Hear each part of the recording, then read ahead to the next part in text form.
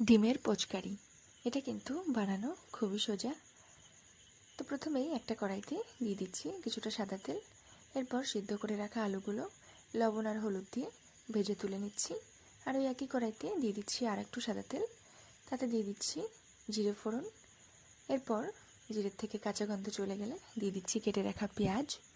পেঁয়াজগুলো একটু ভাজা হয়ে গেলে দিয়ে দেবো কিছু বাটা মশলা। তো প্রথমেই দিয়ে দিচ্ছি আদা রসুন বাটা, এরপর দিয়ে দিচ্ছি কাঁচা লঙ্কা বাটা আর কিছু গুঁড়ো মশলা। তো গুঁড়ো মশলাতে প্রথমেই দিয়ে দিচ্ছি জিরে গুঁড়ো, ধনে গুঁড়ো আর রঙের জন্য দিয়ে দিচ্ছি কাশ্মীরি লাল লঙ্কার গুঁড়ো আর হলুদ গুঁড়ো। এরপর মশলাটাকে ভালো করে কষিয়ে নিয়ে সামান্য জল দিয়ে দেব।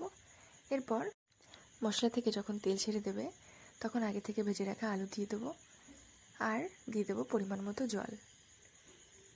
এরপর 5 থেকে 7 মিনিট ফুটিয়ে নেব। এরপর একটা বাটিতে ডিম